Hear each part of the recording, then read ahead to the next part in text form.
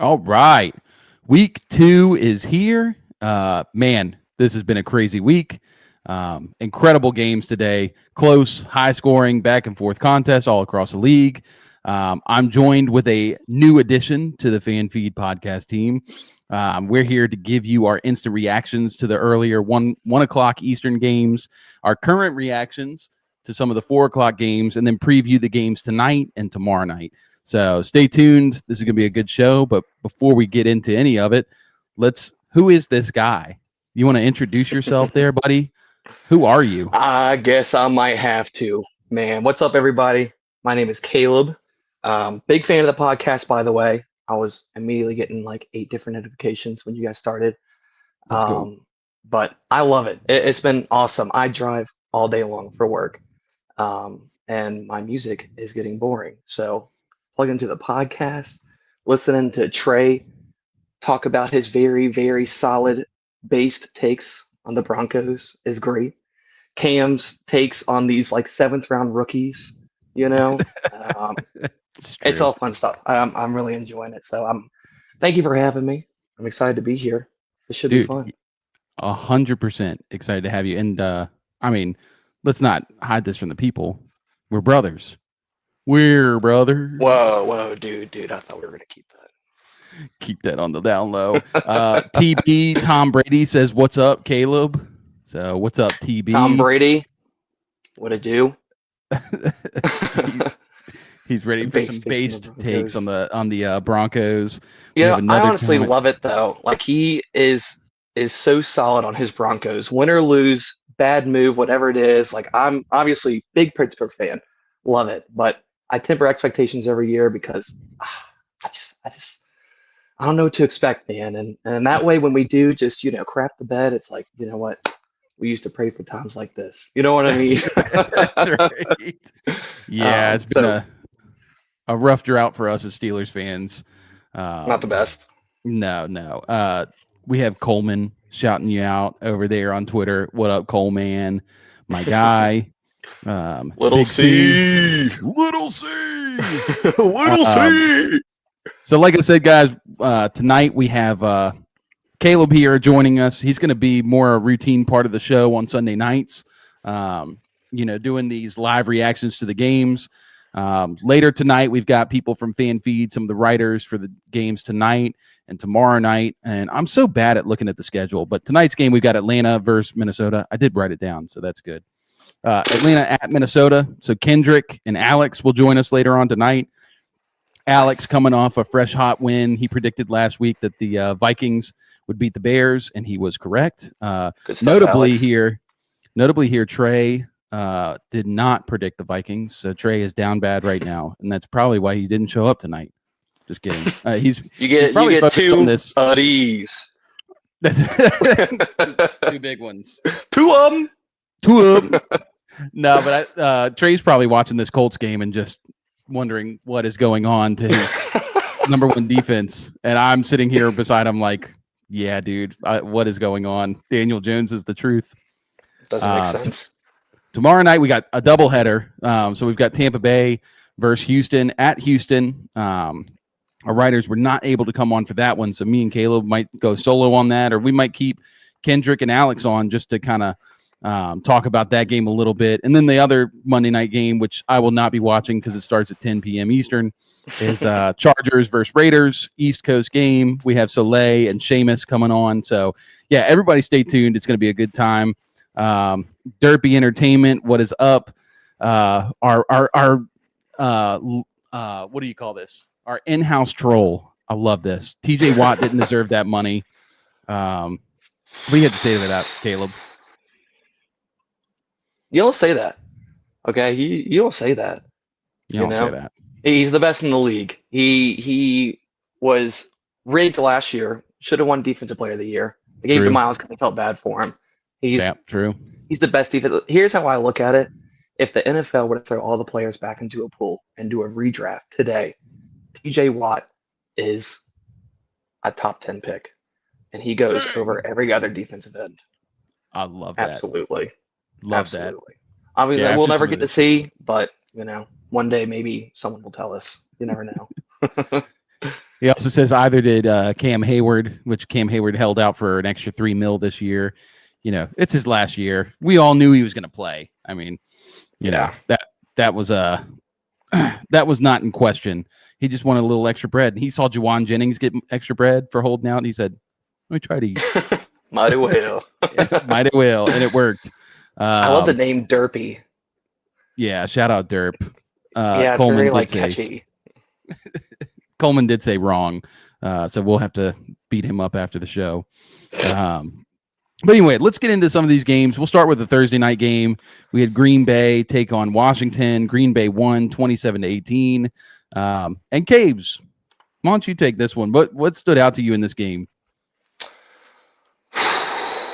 Let's see. Obviously Jaden Daniels coming in. Everyone's saying, what if he busts the second year? What if he has a sophomore slump? Which just isn't a definite thing to happen. It just occasionally happens, like we unless see your name is from time Bo to time. Nix. Unless your name is Bo Nix. That's right. That's right. Thank you. That we're a little worried about him. Sorry, real quick. Speaking of Bo Nix, he just threw a pick. Just threw a pick. This is crazy. Bo.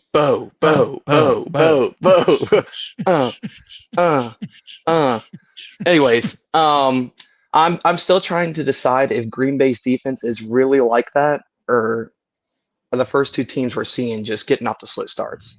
You know what I mean? Jaden didn't look amazing, in my opinion. I'll be honest. I watched the first half, and I was like, "This is kind of boring." So I think I went and played Madden, with you probably. Yeah, probably. But I was watching, while I was playing, and he looked a little inconsistent. He looked like he wasn't super confident who he was throwing to. One of my buddies was saying, "Well, his receivers aren't getting up and down the field." But obviously you can't see the rest of the field at all times, so we don't really know if that was the case or not. Austin Eckler, that was super sad. I hated to see him go with the injury he had. Was that meniscus? Achilles. Oh, yeah, popped on him. So that's like a career ender, unfortunately for him. Yeah, because he's what, 29, 30? Yeah, he's like 31 maybe. Whew, that stinks to see. Eckler was a good man. It's good news for our boy Bill. Good news for our boy Bill. You hate to see a guy go like that, but Bill, and it's full on Bill time. I'll just jump in there, because I'm with you. Like, I was not expecting the Packers defense to be like that, but unfortunately, I think they're like that. They might be like that. If anybody's watched the show, you've heard me and Trey just trash the Packers and how much we hate them, and how wrong we both were. I mean, we're more Jordan Love haters, but Jordan Love actually had a good game. 19-31, 292 yards, 2 touchdowns, and most importantly, just played a clean game. And that seems to be what the Packers are going to do this year: play clean games, run the ball. Don't turn the ball over and just stifle on defense. It was very interesting. Obviously, Jaden Reed went out early in the game with an injury as well. Hope he gets better soon. Love Jaden Reed. But the top target earners was Tucker Kraft and Dontavian Wicks. Tucker Kraft was just balling. Wicks is dope. UVA. So that was cool to see. Love that. Nothing crazy, but still solid game. I think it was 6 targets, 4 catches. How many yards? 44 yards. So nothing to like go crying back to mom about. But still, one of the top guys. They got it done. So good job, Packers, I guess. Yeah, shout out to the Packers, and a lot of injuries, like we said. Jaden Daniels, we'll see. He's probably going to play. It looks like it was a PCL injury, so he'll probably play with a brace on. Expect him to be a little less mobile for the next maybe couple weeks. And then a healthy dose of Bill next week is definitely in the cards. So it was a good game. If you guys haven't already, go back to our stream from Thursday night. Trey had some special guests on, and they did a football 101 with Jay and Brandon, and it was a really good time. It was fun to watch. Jay is, I know, super stoked, and I just want to shout out Jay. He did a great job on the show. I know you said you were a little nervous, but man, you crushed. And would love to have you on more. That was fun. I hate that I missed it, but duty calls.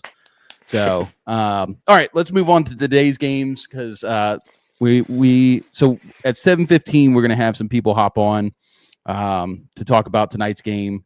So we're gonna try to Stay rapid grooving. fire some of these. And right quick before we do that, just reminder to subscribe. I'm so bad at this. I'm not good at this, but subscribe to the channel. If you're watching over on Twitter, hop over onto YouTube. Leave a comment for us. If you got any questions about the games, any comments you want to say, we'll post them here. Any fantasy football questions, because, me and Caleb are both in lots of fantasy football leagues. And Too many. Too many. So we might have some answers. But yeah, anyway, follow us. Let's go. Yeah. What were you going to say, Caleb? I was gonna say what the last league me and you joined was called Too Many Leagues. So if that tells you anything, with a bunch of people who are in too many leagues. Too many leagues, absolutely. But all right. Ravens play the Browns. Really slow start, but Ravens really opened it up on them. Final score 41-17. What stood out to you in this game, Caleb? Nothing crazy. Lamar looked great, as he usually does. That dude. Who was Devontae Walker? Is that a year 2 guy? Yep. Really hasn't done much, but had 2 catches for 2 touchdowns. Yep. So that was definitely cool to see. Mark Andrews is breaking my heart. Is this the end of Mark Andrews? That's what I'm wondering. It feels no like likely. There's no competition yet. It's like 1 target, 1 to 3 targets, maybe a rushing attempt, which I didn't see that. Yeah. I did like to see Judkins start today. Yeah. His NFL debut, he looked dope. What was it? 10 attempts for 61 yards. Yeah. It's like an average of 6 yards per carry, so that was sweet. But to come right after signing and start against a division opponent called the Ravens, exactly. I mean, that's a big deal. Dylan Gabriel came in at the end as well. I don't know if you saw that. Yeah, I did see Dylan Gabriel. 3 of 3. 3 of 3. DG, the future of Cleveland. He's better than Shedeur.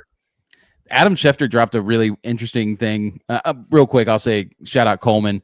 Devontae Walker was anytime touchdown at 1,800 was free. I highly doubt Coleman had this. You're such a capper. 100%, bro. You did not have this. And if you did, you need to screenshot it and send it to me right now, because I can see that. But I don't know. I wouldn't put it past him, man. He is the king of finding the guy buried on the depth chart and putting money on the score touchdown. We needed Coleman bad this week because I forgot to get together the Fan United thing. Right. So I didn't get that this week. So we will get it next week, and I'll get Coleman on it because he's pretty good. Anyway.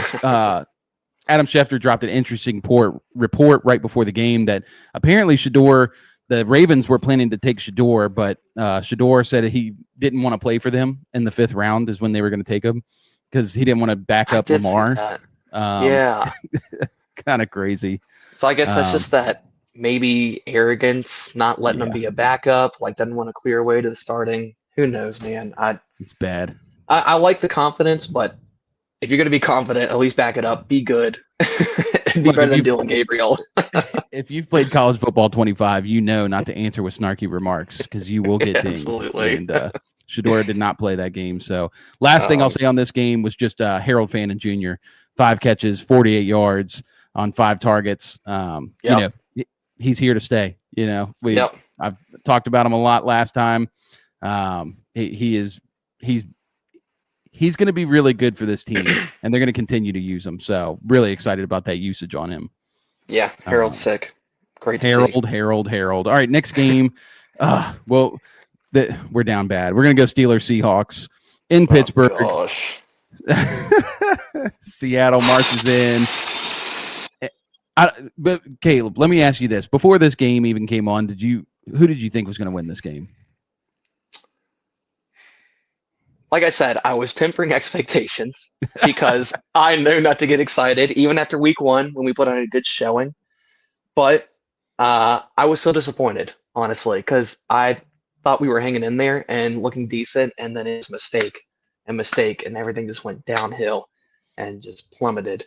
And this offense is not that impressive an offense, No. And trash. Steelers defense, man. Steelers defense is solid, but they're not playing like it. They're not acting like it. So I don't know what's going on. Someone's got to get kicked in the butt or something to kickstart the defense to stop letting Sam Darnold-esque QBs Yeah, tear us up. right. Yeah, I think this is just going to be a frustrating season. And unfortunately, I do see us going like 9-8 again. Like, Absolutely. just good enough to maybe sneak in the playoffs or just barely miss. But they go and beat the Jets week 1 barely, and that's the big thing. Everybody was all excited about Rodgers because his stat line was nice, and Right. the offense looked like it was clicking. But dude, it's the Jets. They're like a bottom team in the NFL right now. It's week Absolutely. 1. Then Seattle I comes into mean, town, and Seattle just blew us up, man. Kenneth yeah. Walker. I knew Kenneth Walker was going to run all over us. Yeah. Darnold was efficient. Defense just looked like trash, and the offense Yeah. couldn't get it going. Not at all. And seeing Jalen Warren as our top receiver with 4 catches, was it 86 yards? He broke off a big one. I don't know if you saw that play, but that was beautiful. Yeah, it was a Jalen great play. Warren looked insane. He made a couple cuts, took off. I love Jalen Warren. Big Jalen Warren guy. So that was cool to see. But yeah, Rodgers, those interceptions, he was trying to fit the ball in some tight windows, like vintage Rodgers, but it was too late or not enough. Whatever it wasn't working. So that was definitely disappointing. But um, yeah, K9 for all those people saying that Charbonnet was taking over. No, No, a big fat no. no. I like Charbonnet, which actually Charbonnet did have 2 more attempts today than Kenneth Yeah, Walker. Horrible efficiency, 15 attempts for 10 yards. yeah, bad. So not getting it done. K9 is the truth. He's so good. K9 is Yeah, one of the best runners. I love K9. yeah. I think the real note that I have on this game is where the momentum shifted was that Caleb Johnson muffed kickoff. Oh, Where he touches the ball in the field of play and lets it roll out to the back of the end zone. That's just so simply, just go back and get the ball. Number one, why the heck is Caleb Johnson returning kicks? He's not it doesn't make fast. sense. He No. ran like a 4.6 40. I mean, there's plenty of guys on this team that could have ran that kick back, and Right. I don't get it. Yeah, But the I know every Pittsburgh fan at home was screaming at their TV to go get the ball. What are you doing? Oh my gosh. It was just like I saw it. I wasn't even watching the whole game, but I saw the red zone played it and I was like, wait, what? And I saw the whole thing. I was like, it was just a deep breath and then on to the next game. It was brutal. So Steelers Yeah, down bad, 1-1 now. Let's move to not the fun. the Bills and the Jets. This one wasn't close. Bills just came out and totally shellacked the Jets. Justin Fields just 3 for 11 for 27 yards. Left the game in the third quarter, I believe, with a Yep. concussion. They couldn't get it done on the ground, which that's the Bills Achilles heel on defense is they can't defend against the run. But man, that they stifled the run in this game. And really what happens in these games is, the Bills go up quick and the other team is incentivized to throw the ball, and Justin Yep. Fields cannot throw the ball. So, Absolutely. it wasn't in the cards for the Jets this week. What did you No. see from this game, Caleb? I mean, yeah, it's your classic blowout. But I'm not giving up on the Jets just yet. I think they had a plan and they kind of just got caught off guard and surprised, like you said, going down so early. I love Justin Fields and I know he's not a great passer, but if you can work with him and set up a scheme with him to where he can run and feed Brees and then throw passes and everything working together, I really think that the offense can be efficient like we saw last week. It's just obviously it's a new team. He's playing with his 3rd team now. Yeah. Um, they got new coaching staff, so I mean they're getting it together. Jets is just a weird franchise. They have so many good young guys, man. So many good Yeah. young guys. It's like you hate to see them just like not being used their potential. Josh Allen left the game for a little bit, right? I think he got hit in the nose. They were looking at his nose. Is Yeah. that right? Yeah. His defender's hand went through the face mask and whacked him in the nose. I think it was just bleeding. I don't think he broke it. Okay. Not like Big Ben, but Yeah, I can't help but think there's this meme, and I think it's riot control. You know, the cops have those big like face masks, and there's a Yeah. guy. You can just see his two fingers dinking the guy in the eyes to his Yeah. the guard When of his face mask. All I can think of is this guy just hitting Josh Allen. Scoosh. Skoosh, skoosh. But he came back. He looked great. He was running his butt off, I think. Um, what was his rushing stats? Okay, Justin 6 for Fields. 59. Not that Yeah. crazy. Josh Allen. James Oh, Cook, on the other hand, oh my, yeah. 21 attempts, 132 yards, 2 touchdowns. That was great. Um, so fantasy owners, I know you guys are loving life right now. I did not get Yeah. any James Cook this year, so I am not loving life right now. Yeah, James Cook, people sleep on him all the time. Yeah, Shout out B Russ. I don't know who B Russ is, but they say ouch because yeah, that definitely hurt. yeah, And yeah, it didn't look good. All right, no. let's get into more games. Niners go play the Saints. Niners notably without Brock Purdy and 1,000 other people because they can't stay healthy and their facilities must be planted on top of an ancient Indian burial ground. But they come out with the win behind Mac Jones, 26-21 against the Saints. Caleb, anything stand out to you in this one? Mac Jones, man, we don't even need Purdy. Put in big MJ. Oh my, he looked good. I thought Mac Jones was looking pretty solid. Again, it's the Saints, so you know, it's not like we're Right. playing the MVP defense, but Mac Jones very solid. Um, he was throwing to some weird people. I forgot who was the first guy that had a touchdown.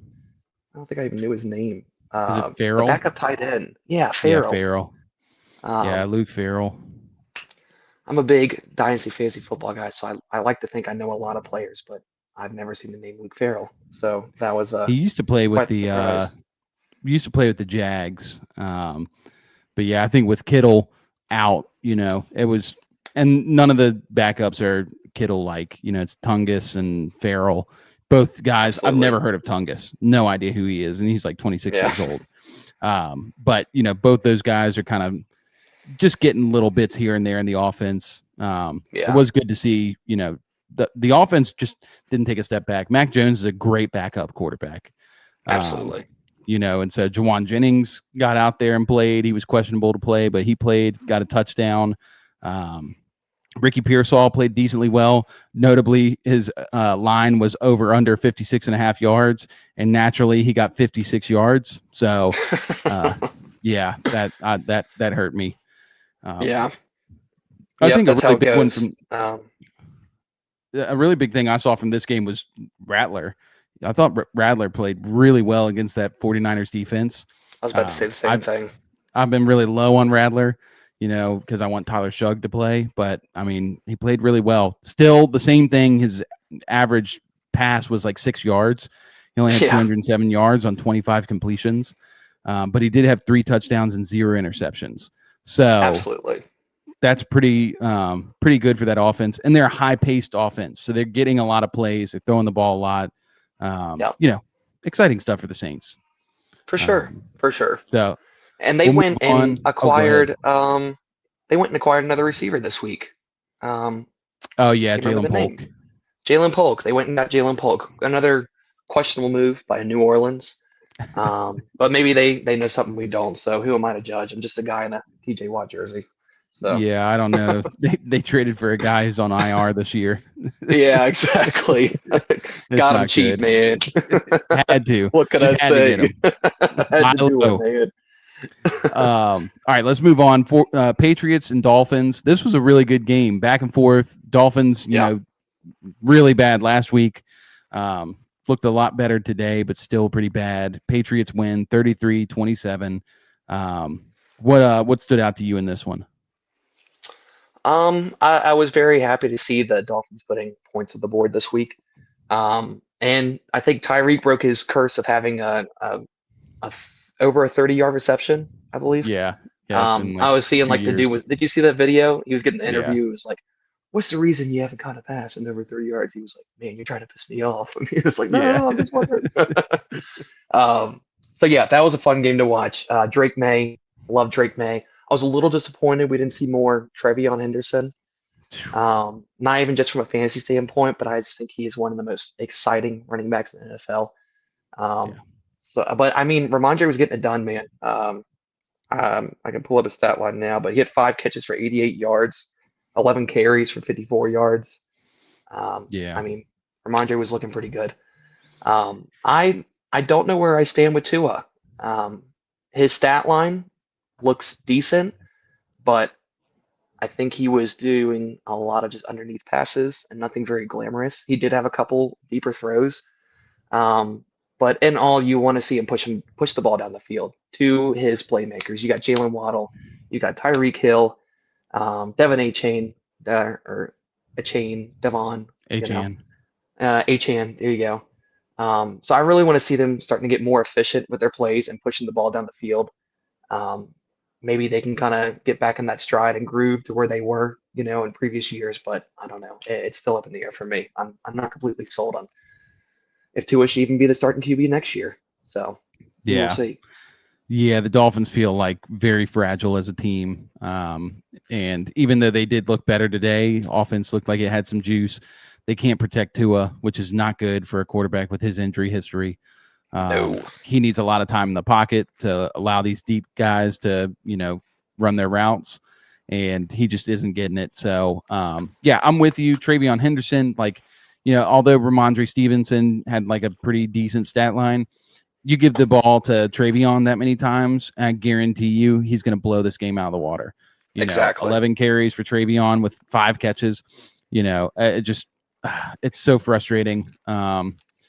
Achan notably stepping out of bounds at the very end there. Could have had another touchdown, but he stepped out of bounds about 25 yards out from the end zone. He scored on the play too, which that definitely stunk. For me as a heavy Achan owner in fantasy. Absolutely. Let's move on to the Rams and Titans. Pretty decent game. Rams win, not surprisingly, 33-19. But Tennessee still just, showing us that they're nobody to just, mark off the calendar as an easy win.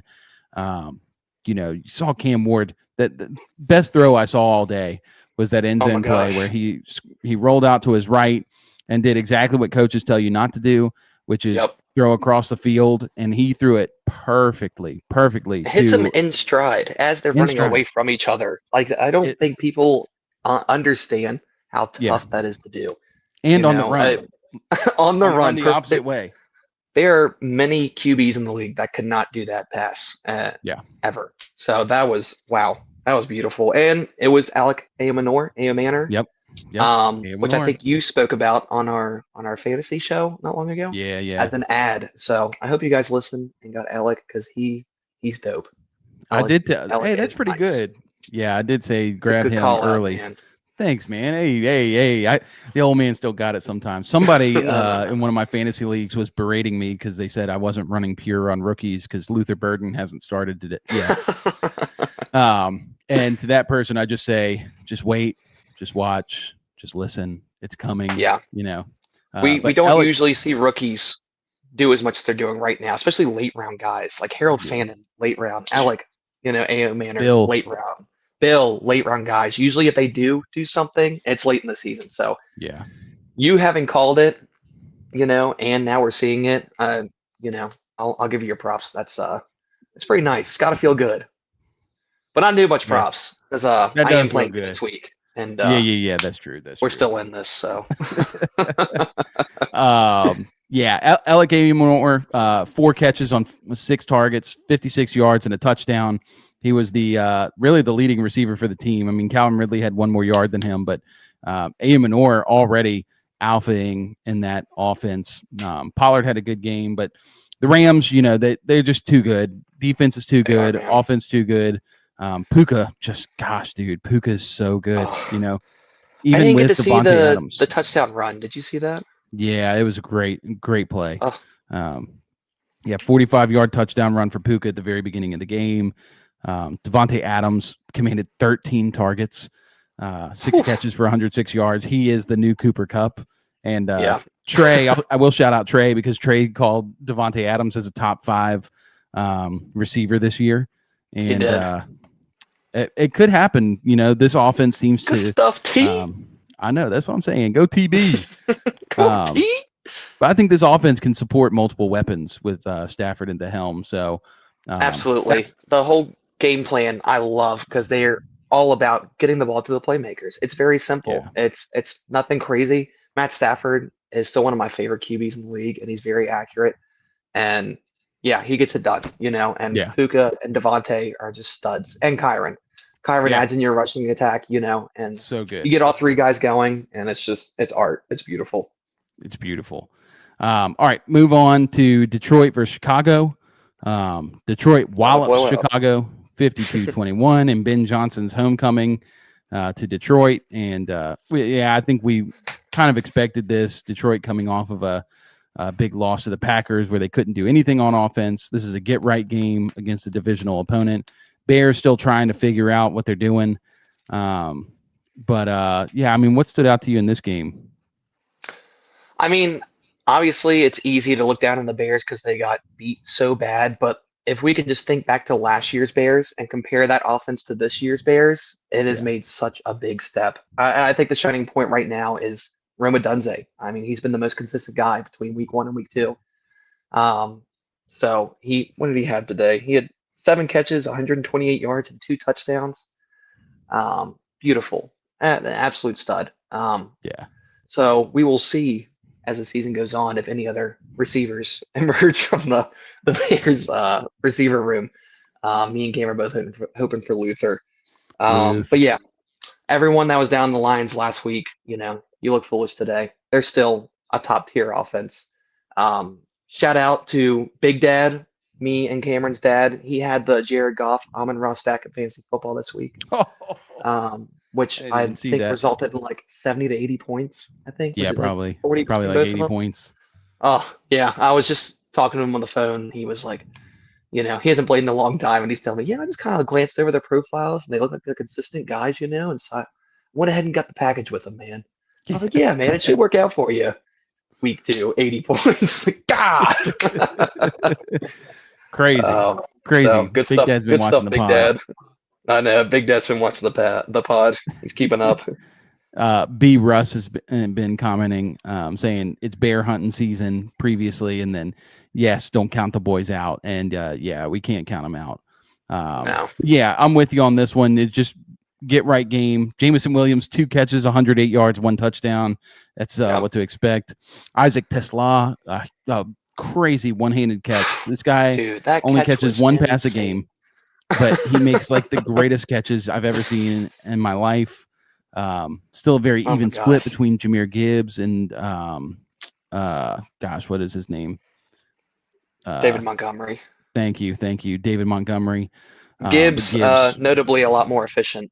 But yes, yes, still very even split. yes, 100%. And Luther did get 1 catch on 2 targets today, so it's not totally over. Roma Dunze did have a great game. This is a really big deal for a guy they drafted in the first round last year. Had a really bad year. He's definitely on the JSN track to bounce back in year 2. But let's move on to one of the most exciting games to happen today. Dallas takes on the New York Giants in Dallas. Whew. And win 40-37 on a game-winning field goal in overtime. Oh my. Gosh, dude, just an offensive, blowout on both sides. Russell Wilson turns back the hands of time. Me and Trey have talked so badly about Russ, and gosh, he comes out 30 of 41, 450 yards, 3 touchdowns, 1 interception at the very end, so that sucked. But Neighbors and Wandale both had 8-9 catches, and then 140 Insane. yards for Wandale, 167 for Neighbors. I mean, Insane. to me, I think the big thing that I took from this game is, one, the New York Giants pass rush is so real. It's so good. And like Absolutely. Dak was flustered all day long. But number 2, the Cowboys defense sucks. And we saw bad. the Eagles. We saw the Eagles play them last week, and the Eagles looked bad on offense, and people were thinking, well, maybe the defense is just pretty good. But like, dude, if you're letting Wandale Robinson drop 8 catches for 142 yards on you, it's over. And honestly, this says more about the Eagles to me than anything, that the Eagles are Dude, I don't. They might not even make the playoffs this year. I mean, they're going to win some games, but I think they're going That's to be really crazy. bad. Yeah. Yeah. We won't talk about the Eagles just yet, but yeah. Thank God I was not in the podcast last week because I was putting Russell Wilson down into the ground, man. I was talking to someone who was like, "What are you doing? You have Jackson Dart, you got Jameis Winston. Jameis Winston, I know, can't do a whole lot, but he can push the ball down the field. He can make plays." And I'm sitting there watching that game, just chin in the hand, just Hmm. Interesting. Mm. Russell Wilson looked awesome, and he used Malik Neighbors. Malik Neighbors, my opinion, is top 5 talent in the league, Yeah. maybe top 3. I mean, Yeah. he's insane. I am a big Malik Neighbors guy. He looks so good. Yep. Cam Scatterbo saw a lot more work today in this game. Yep. As a rookie, I think he had a touchdown, like 11 carries, couple targets. Yeah, I think it was a near 50-50 split between him and Tracy, just not touches wise, but snaps wise, which is a Yeah, big deal for Scatterbo. absolutely. Yeah, and I didn't see all of his stats, but he looked decent. He looks like a big fullback, man, and he's even got like the 44 number. He looks like a big fullback, like a Yeah. Kyle's Juszczyk. It's so Yep. funny. Or Mike Allstott for some of us who are older. Mike Allstott played for the Yeah, you've probably seen his highlights, but he played for the Buccaneers with the neck pad. And absolutely.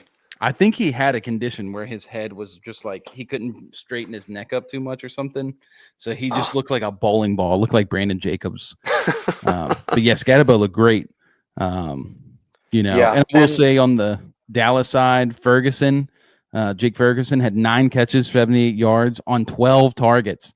12 targets. Pickens had a little bit of a get right game, 5 catches, 68 yards, and a touchdown on 9 targets. But I mean, Dak threw the ball 52 times.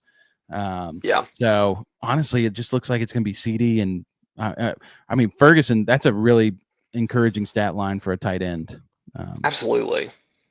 And I mean, Javante's usage continues to be amazing. Great. Again, Jaden blew a healthy scratch. Miles Sanders still backing him up. But Pain. Javante, man, he looks good. I Yeah. should have been higher on him, and I was not. So, my apologies, sir. Yeah, and I'll say this too, that it was really interesting to see what Brian Daboll was trying to cook up at the end of that game there. You have Russ Wilson trying to lead them to a win on the final drive of the game, or at least I can't remember if it was to tie the game or what. No, it's to win the game. Yeah, it was. To go up by 3 points. And they put Russ out on first down, and then they pulled him and put Jackson Dart in on second down. Yeah. And then they let Jackson Dart hand the ball off, and then they pulled Jackson Dart, put out Russ Wilson, and then I think they pulled him again and put Dart back in. I think they did it again. They kept going back and forth with him, and it was this really weird thing of, what are they doing? Are they tanking, or like, do they not want to win this game? Like, it literally made no sense. I know they want to get Dart in the games. That is such a bad time, especially when Russ has been like absolutely cooking. Like, lights out, probably the best quarterback on the slate today. And right. God, just kind of boneheaded. But I mean, it worked out because Russ came back in and threw that touchdown.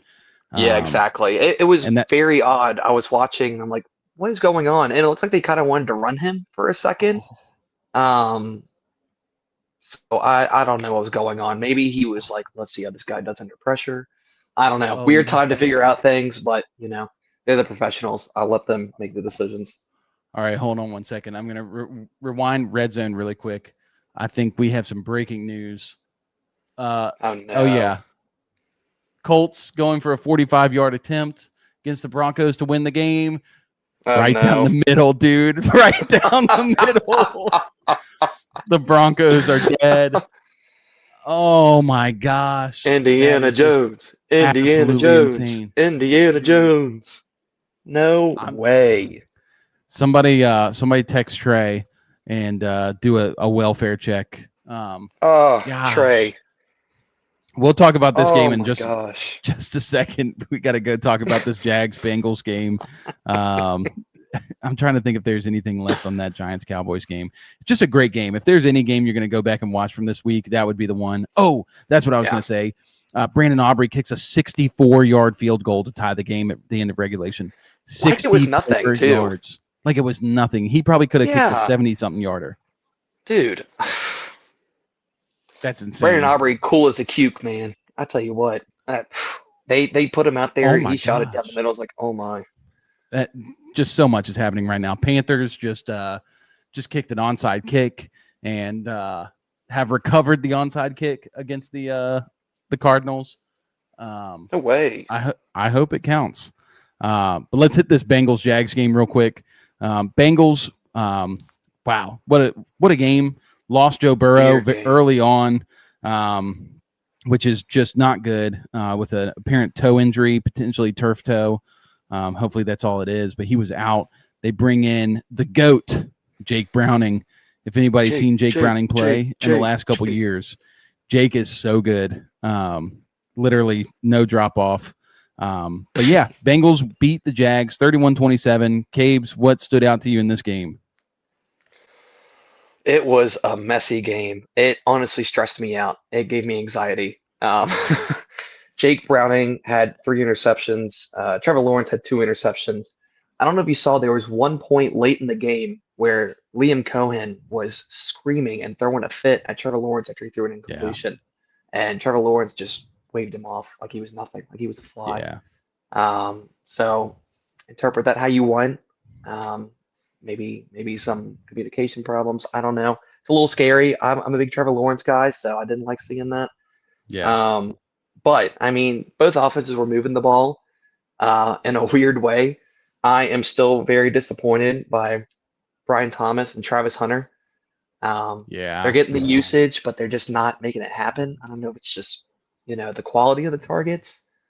But I don't know, man. It's weird. But Jamar Chase bounces back. He might be the best receiver in the league. He is. If not the second best. We're not even going to play that.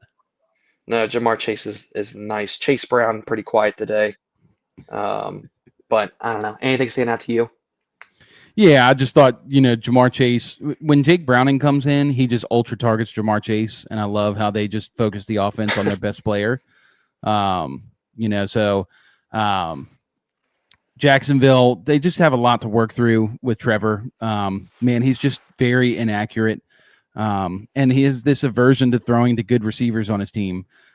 He did throw a lot more to Brian Thomas this week. He threw 12 targets to him, but 4 catches for 49 yards for Brian Thomas. And a lot of those targets I did see were bad passes. He did have some drops. I thought the big thing from this game that I saw was Bashal Tootin, which Bashal Tootin, man. You're a Bashal guy, right? I'm big Bashal. I'm a big tech guy, so I've been watching Bashal. Wow, that brought a tear to my eye, man. I hit my knees at a Taco Bell. That's right. Thank you. Yes, Lord. It was great to see. And it just so so perfect for Bashal to score that touchdown. Little screen pass, he makes one man miss, which is like his calling card. This is what we've been talking about that makes him so good, is the missed tackles forced, the ability to create yards on his own. And man, he did it. 8 carries, 42 yards, and he had 2 catches for 32 yards and a touchdown. Just a great outing for him. And I will shout out myself because I called him as a sleeper start in last week's fantasy show. So go me. On top of that, I did say start Travis Hunter, and Travis Hunter was abysmal today. Travis Hunter was abysmal today, but it seems like he played a lot more corner. All right, so that's the end of that game. Some of these evening games are coming to an end, but we do have some guests here, so I think we might go ahead and do that. So let's go ahead and bring on our guests. We're going to start with Kendrick and Alex. So here we go. Let's see. Oh, there we go. Hey, what's up, fellas? Hello. What's going on? How are you guys doing? What's up? Oh, pleasant. I was terrible earlier because the Steelers got shellacked today. But at least I'm not the only one because I just saw the Broncos lose to the Indianapolis Colts. Guys, I know y'all don't write for the Colts, but what's going on? Are the Colts for real? I found it kind of funny that Trey was like, "Oh yeah, they're for sure going to be the worst team in the league this year," and then they've just been dominating the first 2 weeks. It's so good. Oh man, yeah, Trey. I know Trey is in shambles right now, and I kind of miss him being here right now. I know. He Someone should call him just up, come man. in. He should just hop on, and just kind of, just say a few words to the people. Just let us do a welfare check on him. Post-game interview with Trey. That's right. We do have a comment from B. Russ saying, "Hey Kendrick, hey Alex." So shout out to B. Russ. All right, fellas. Tonight we got the Atlanta Falcons traveling to Minnesota to take on the Vikings. I want to shout out Alex from last week. He predicted that the Vikings would beat the Bears. He was off on the score, but not by much. 27. I got the 27. That's right. That's you got the Viking score. Yes, sir, Alex. Alex, I have to ask you, tell me your experience watching that game with JJ.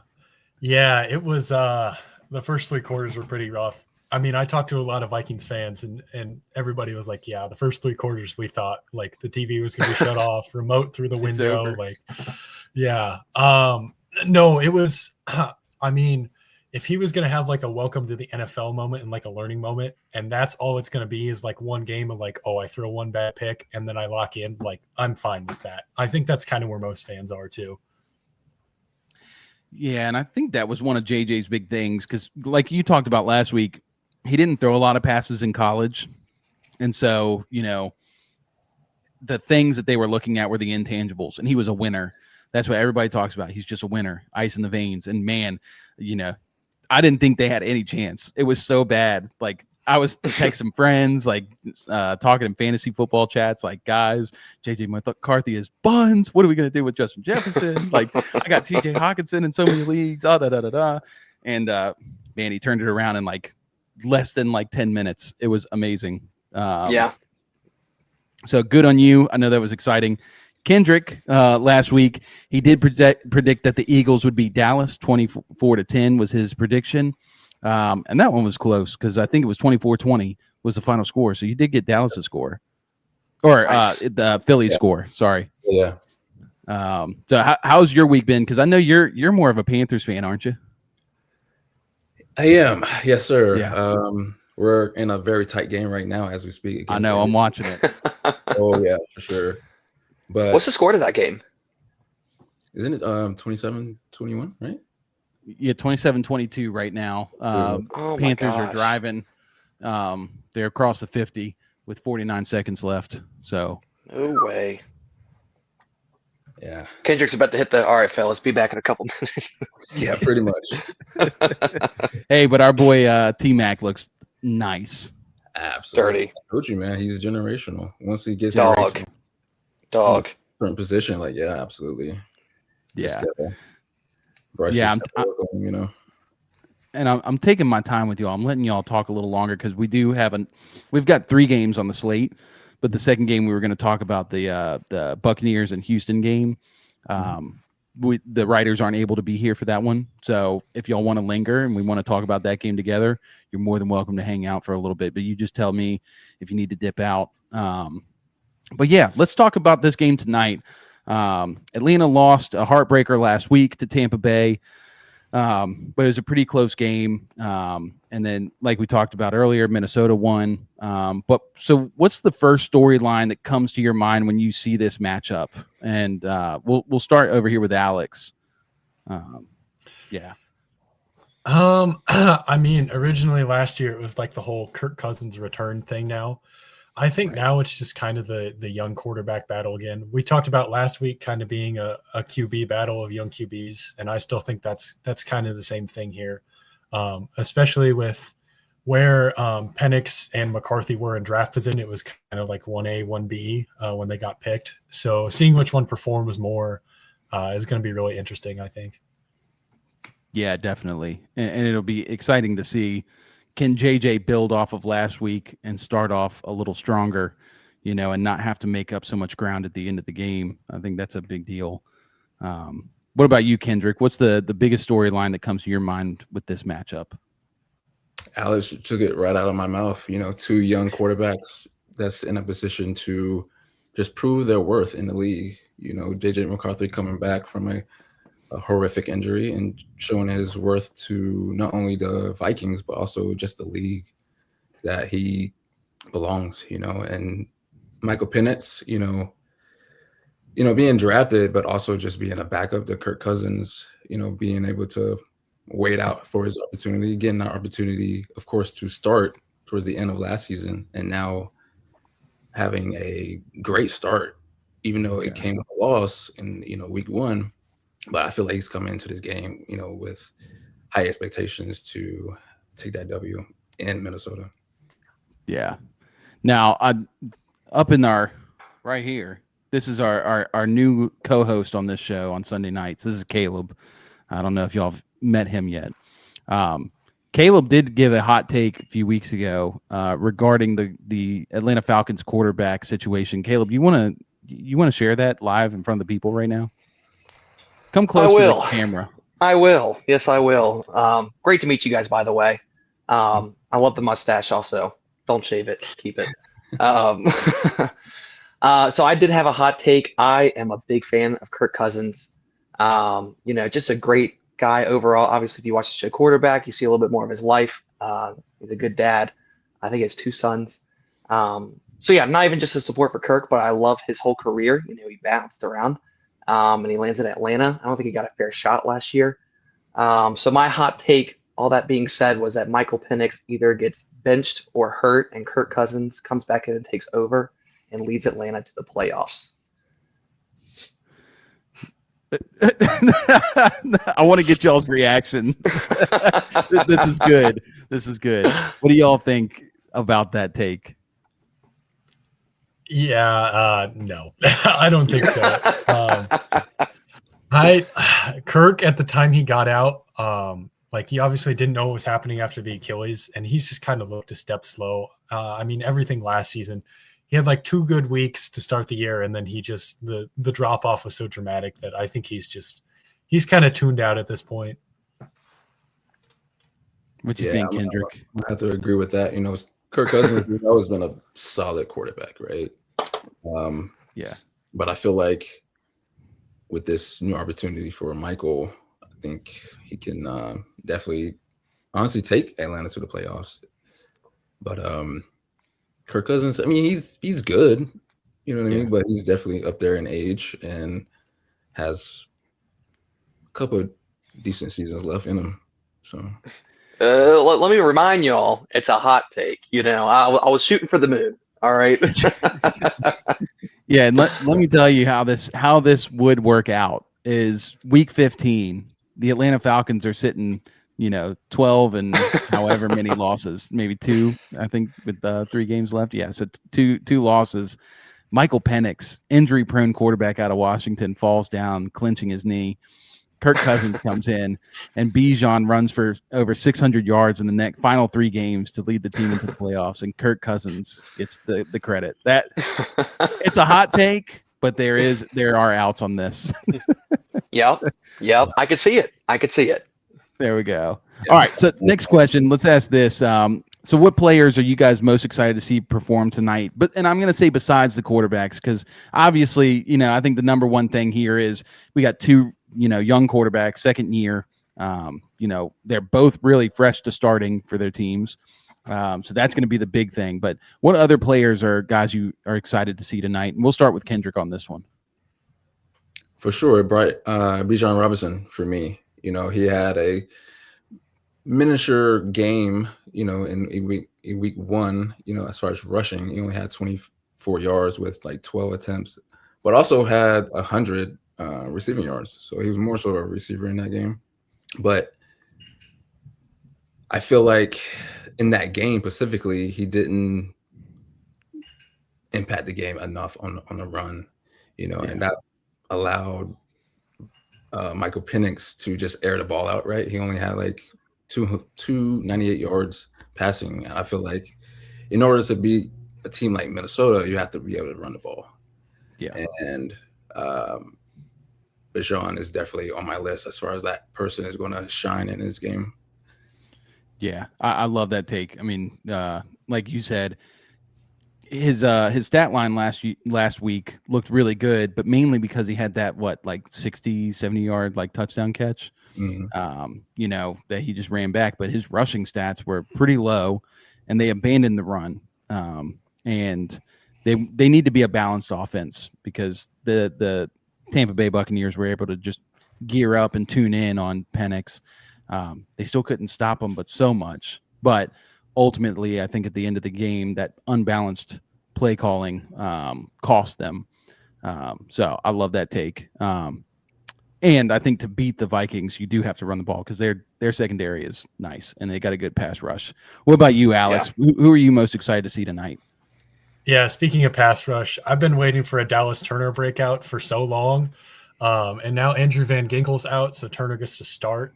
Let's go. I'm really hoping he's having a big game. We've been waiting on him since last year, since it was a big trade up to get him. I think there was that video of KOC even like showing like the super surprised face, like, oh, we got this guy, because he was just a monster in college. So yeah, I'm really hoping he has a big game. I think he'll be a big part of it. In terms of whether they get to Penix early and often or not, I think it depends on how he sets the edge. Yeah, definitely. And I completely forgot about Dallas Turner. I mean, and I remember watching that draft last year going, why is this guy falling? Like, he's so good. And man, just that's a great call out. I totally forgot about him on that team.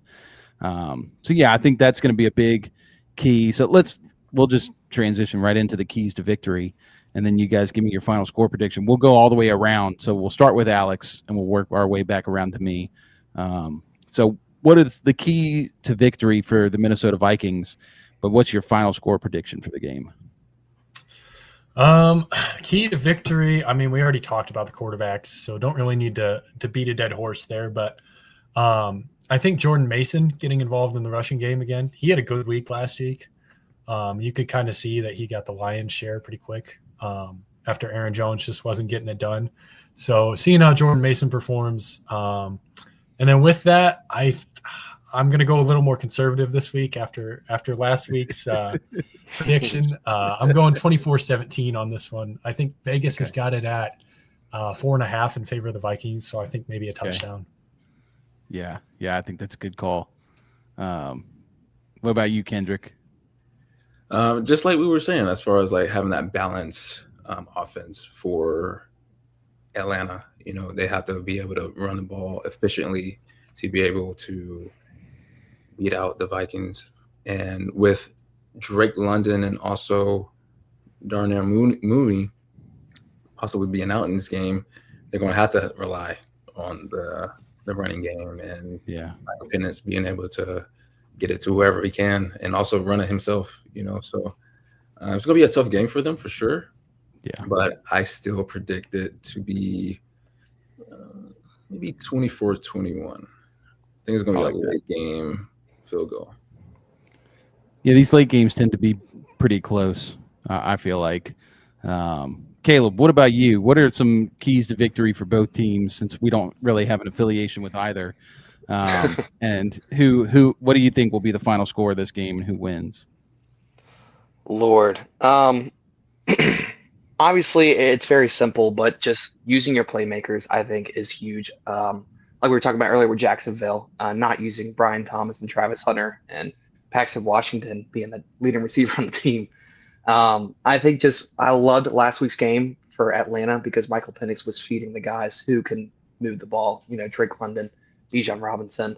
And obviously they get Darnell Mooney back tonight who can definitely stretch the field. So I'm excited to see that.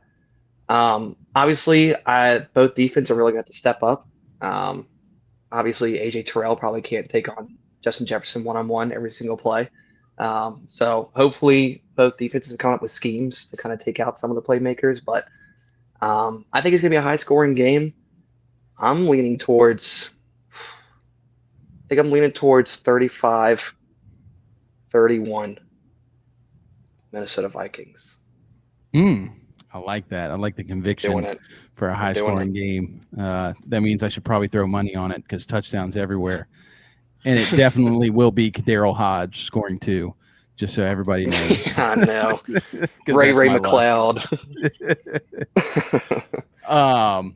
Yeah, so this game, I just went back and looked at this. The last week's rushing split for the Falcons was Bijan had 12 carries and Tyler Algier had 10.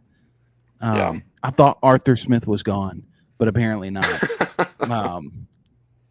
I agree with pretty much everything everybody said here earlier. I think the Falcons really need to be able to both run the ball and throw the ball. I think that's their strength on offense.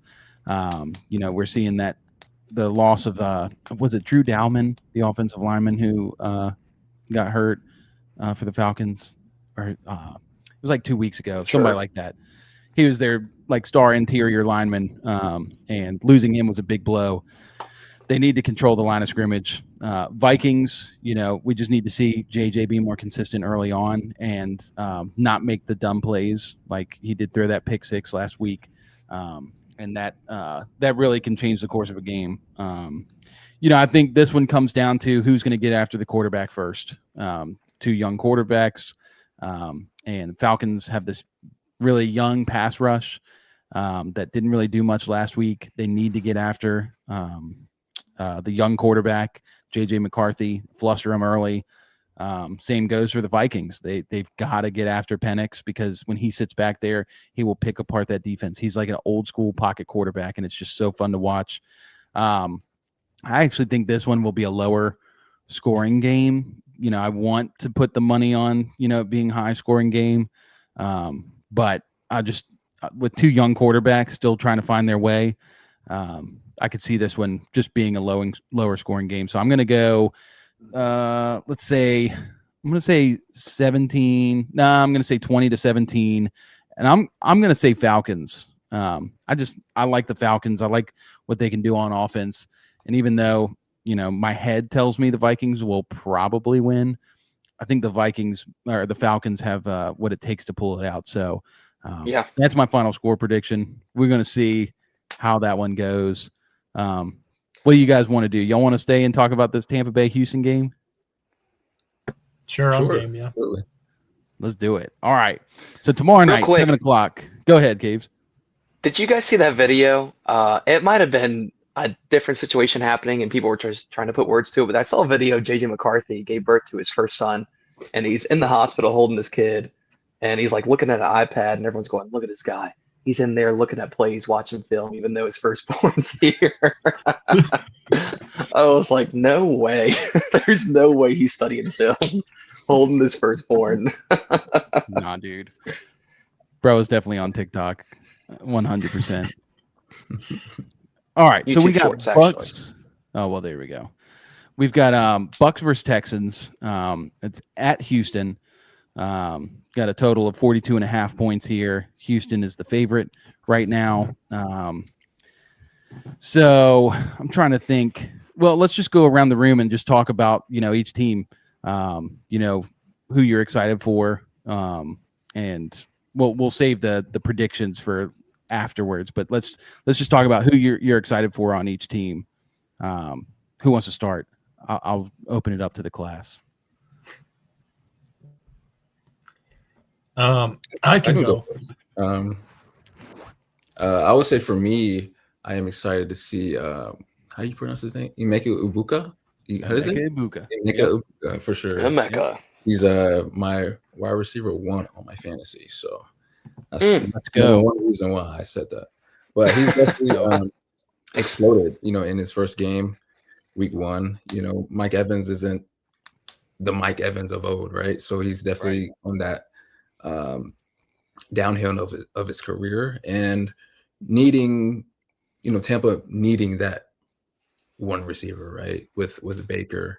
And I was definitely one of those people coming into this season that said that the Bucks would definitely not be the same Bucks of last season and having that crazy season that Baker had, and going into the playoffs. But with his style of play, I think they can still make some noise for sure. And going into this game, even though it's away, I feel like they can still definitely make some plays downfield.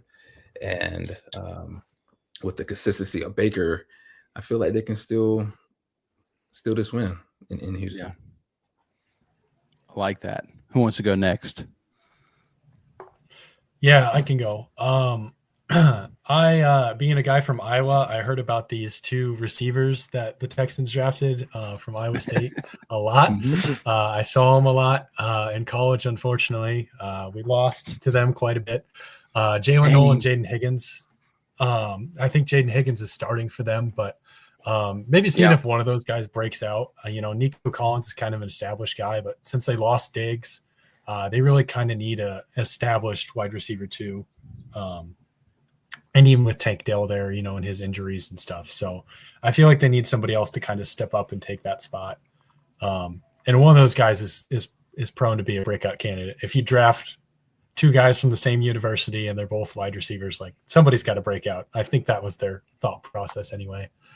And for the Bucks, Bucky Irving probably gets a lot of traffic anymore, but he's pretty fun to watch run the ball. So I think Bucky Irving and him having a big game, maybe taking some of the pressure off if Baker really has to perform with aging wide receivers. As far as score, I think probably 17-10 Texans, just because it's in Houston. A little more of an advantage there. Close game, though. Another low-scoring game. Yeah. We hate to see it on a Monday night. Yeah. Boo. All right, Caleb, hit me with it. What do you think about this game? I love both these teams, but it breaks my heart watching them because I think both of their O-lines are in shambles. And that was the biggest thing from last week. I don't think either team looked good at all. Both QBs threw for under 200 passing yards, which we know that they can throw for more than that. They're, I would say, top 10 QBs in the league for sure. And they don't have the time to throw it. So that really stinks to see. So really, I think it's about who can get the ball out quicker and sooner and not hold on to the ball as long, which I know Baker has had a problem in the past with. Honestly, yeah, I think kind of going off of what Alex said, seeing if Jaden Higgins or Jalen Noel can kind of step up and be a more consistent target out of Nico Collins. Or if they can use Nico as more of a slot guy, run him underneath instead of send him deep every time and having to air it out, Same thing with the Bucks, man. They lost one of their alignment, one of the tackles. What was his name? Tristan Wirfs. Tristan Wirfs, yep. And you can just see it's killing them, man. Bucky Irving, 14 carries for 37 yards. One of the most exciting up-and-coming running backs in the fantasy community. And he's better than this. We know he can do more. Yeah.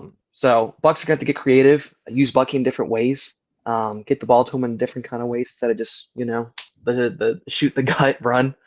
But yeah, I don't know if we're doing score projections just yet, but just so you know, if you get it wrong, we will be putting you on the guillotine later. That's for everybody. Absolutely. Trey has multiple trips to the guillotine, by the way. I'm coming to beat Trey for my trips to guillotine.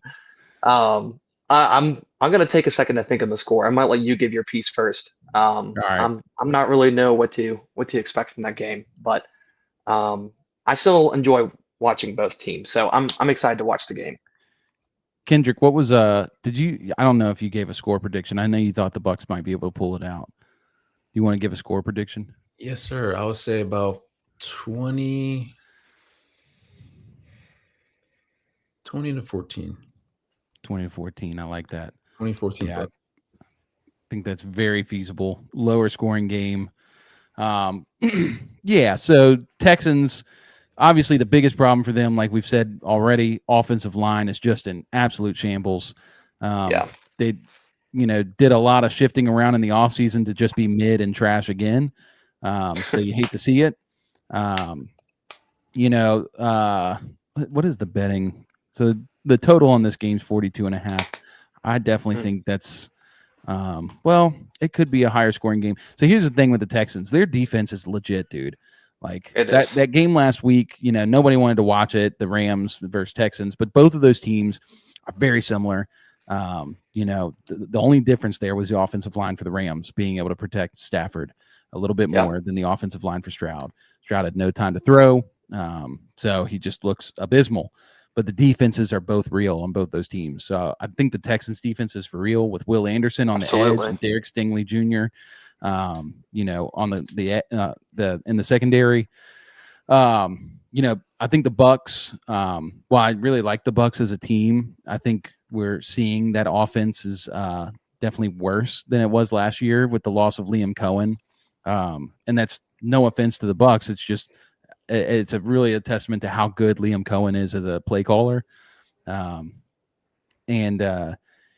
see Bucky Irving with 37 yards. That's just bad, man. This guy was so good last year. Heartbreaking. I think that the Texans are going to pull this one out, especially at home. I think it's going to be, I'll say 27-17. I think the Texans are going to run away with it. I think they're going to give a heavy dosage of targets to Nico Collins after last week's no-show. I think one of these rookies is going to, get some work. Jaden Higgins probably.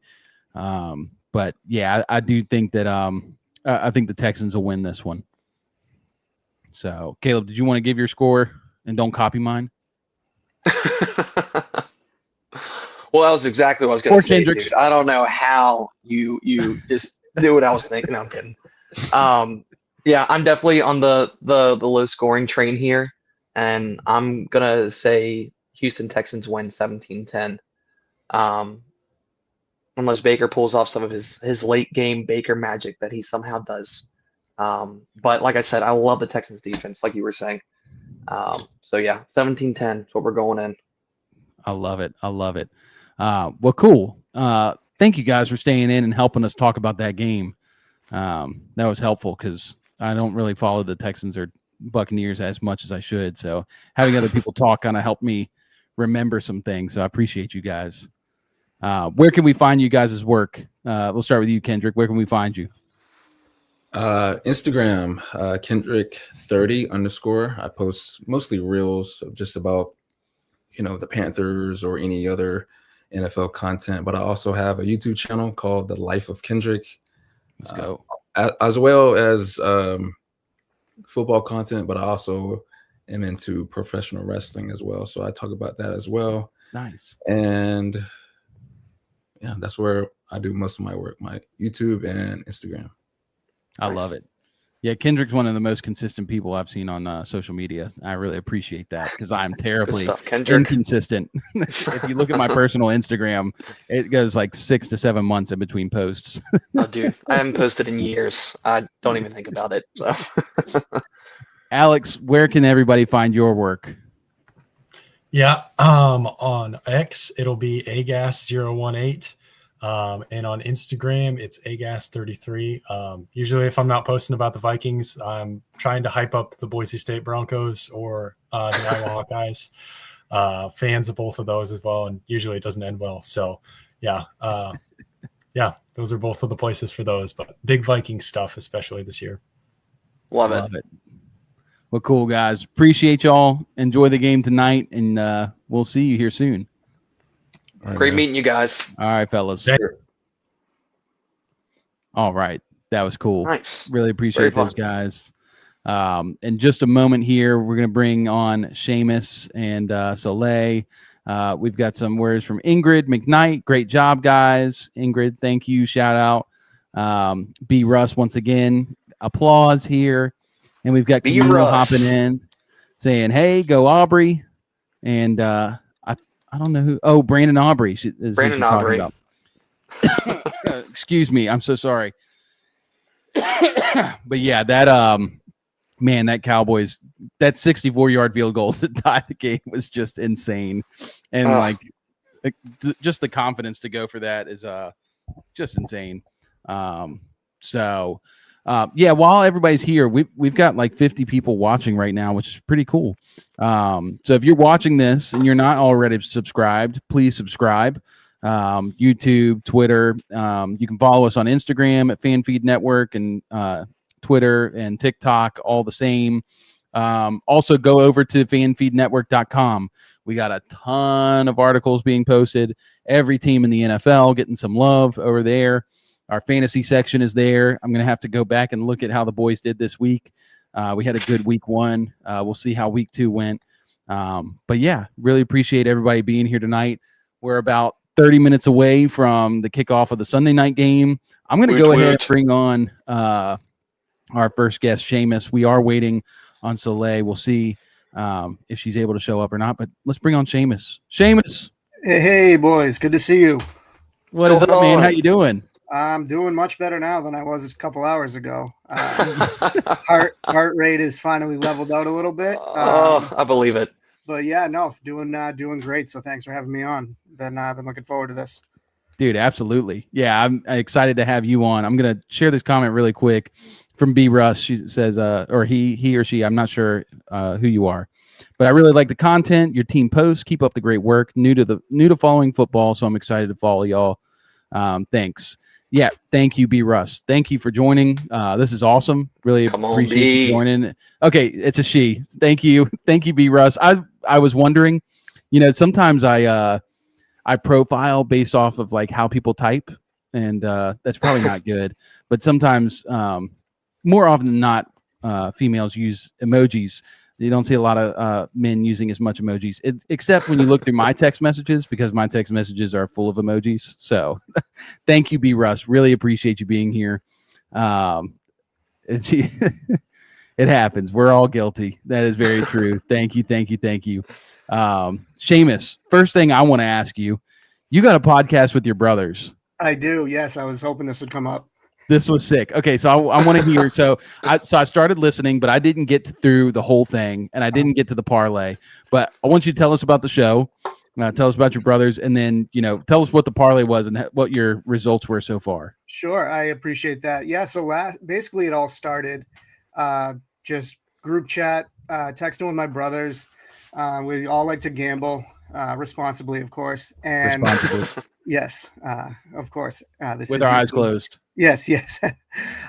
So we started real cold last year. So basically how it works is each brother, I have 3 brothers, each brother throws in one leg of a parlay. We don't get to, naysay anybody's picks. We all lock it in. We all throw money on it. Started real cold last year. Didn't hit until Thanksgiving. So it was a very happy Thanksgiving, but after Thanksgiving, we got hot. My kind of guys. Yes. Looks like we will be buying Christmas gifts for everyone this year. Yes, for sure. No, Christmas was better because of that. We got hot down the stretch. I think, we went, we won 3 out of 4 weeks to end the year. Nice. So 21 parlays, hit 4, missed by 1 leg 6 times. So we were right there 50% of the time. Wow. And then when it came down to our, if you placed every single bet we submitted as an individual pick, we were picking at a 60% rate. Wow. So that kind of, Very gave us impressive. this confidence. And I'm, really trying to crack into this media thing and, really whether it's a hobby or take it any further than that.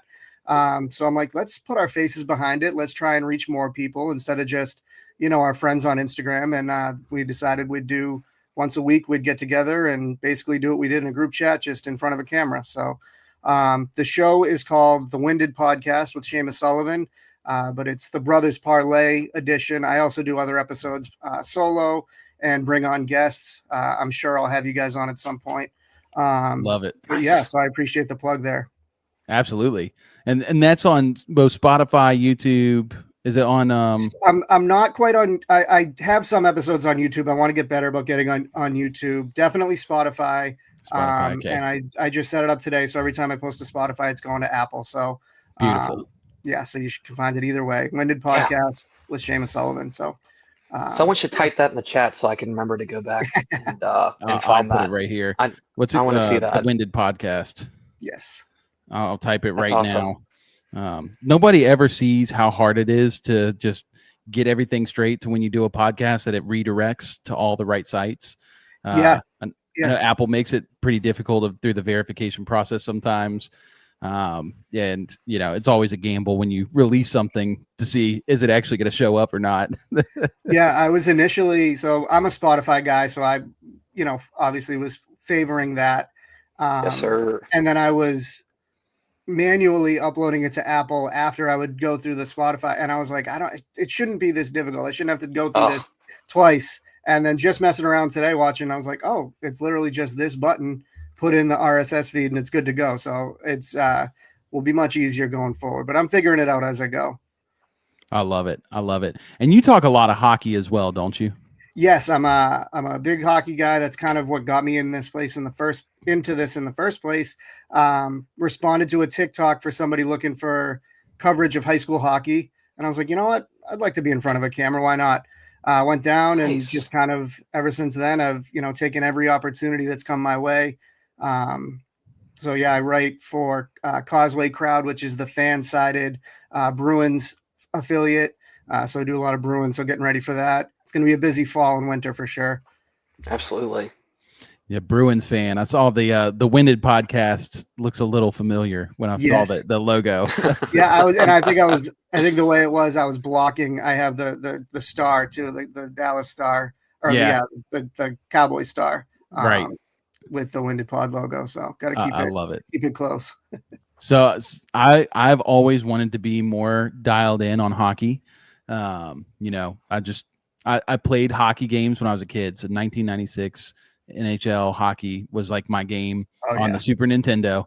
Oh baby. And I was nice, I'm not a video game guy, but hockey games were really the only thing that would hold my attention. So I can hear you there for sure.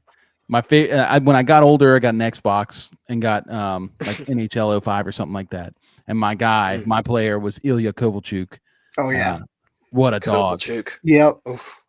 Yeah. No, I think Caleb, was special. Did we play each other? Yeah, you would just whip me up and down, dude. I was like, I'm like 10 years old. I just wanted to be able to play video games. And he's like, yeah, you can play with me. Goal, Kovalchuk. That's what brothers are for. Yep. But I remember humble you better than anyone else. I did get better. Not much, but a little bit. Hey, they make you better. They make you better. It's weird because I don't watch a lot of hockey. I've been a Penguins fan naturally because I'm a Steelers fan. So I just was like, oh yeah, black and yellow, let's go. But I also love the Capitals. My dad loved the Capitals. So I loved both of them. They really turned into a big rivalry here. I mean, what did it start like 10 years ago? Maybe even earlier than that. Well, at this point now, probably closer to 20 with the Ovechkin and Crosby thing. But and pretty close in proximity too. So it's got that regional rivalry as well. That's right.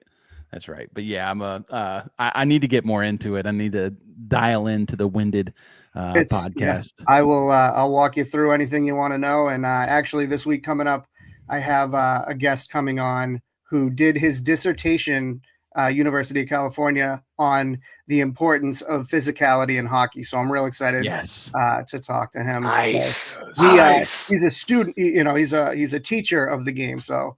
You might be able to learn a couple things with that episode when that drops. So I'll send that your way. Definitely send it to me. I will say last thing on hockey before we move into this game. But when I played the 96 game, I guess somehow offsides were turned off. So I had no idea what an offsides was. I played that 2005 game the first time. It was just like offsides, bang, bang. I was like, what is happening? It's not as fun when you have to play by the rules. Oh, dude. It's so not fun. But no, now that I've learned it, it's a lot more fun. I love hockey. But anyway, let's get into this. I don't know if Soleil is going to be here to talk Chargers, but you're here to talk Raiders. Yes. So exciting. I was very excited to get this assignment this week. Actually, on good kind of transition on the Winded podcast on the before week 1 episode, we went through the awards and we made some preseason picks on awards, and I didn't realize how high on the Raiders I was until I went through and picked 2 Raiders to win big season awards. So I'm very high on Max Crosby. That's my pick to win Defensive Player of the Year. And then I also picked Ashton Genty as Rookie of the Year. Not a very bold pick, but so I was like, I guess winning 2 big awards like that, they should have a pretty good year. Yeah. So I was excited to kind of dive a little bit more into them, and they took care of the Patriots down the street from me. So last week in week 1, so that kind of I I don't mind when the Patriots lose. Humble my friends a little bit. So wait, Absolutely. are you a Bruins fan but not a Patriots fan? I grew up a Cowboys fan, and then I live in Boston, or I grew up in Massachusetts. So being, in high school during, 2004 through Yeah. 2007 was not fun when you're not a Patriots fan. So I kind Right. of went full heel and kind of became a troll for the Patriots, which didn't really pay off very good for me. Didn't have too much ammo. No. So I've softened my stance on it a little bit as an adult, but I do still like to twist the knife a little bit here and there. I love Because it. because nobody's softened on me. They still go Right. pretty hard. I mean, when the Cowboys were about to blow it today, all those different times they did, my phone was the most popular. You'd think it was my birthday. Jeez. I've been waiting to ask before we jump into other stuff, but like what were the emotions and feelings when you saw Russ just chuck that ball up to Malik there late in the game to go over? Like what was going through your mind? I gotta know. Yeah, I actually went back and looked. I have a camera for my dog. I went back and watched, and it was just it just sank back into the couch. And it's like I've seen this movie before. But yeah, I mean, they made him look like prime Russ. Yeah, And man. the thing is, even without Micah, they were getting the pressure. They were getting to him, and he was just Eli Manning it up down the field, and he was just Absolutely. down with it. Diggs is still a half step behind, and Deron Bland wasn't even playing, so they were a weak secondary was even weaker today. So I don't see that happening every week because not every team has Malik Neighbors. Right. Absolutely. And Russell Wilson has always been good at chucking it downfield, but it was up and down. I mean, I can't remember a time where they gave it away, took it back, gave it away as much as they did, and then actually came out on top. So I was very happy for that.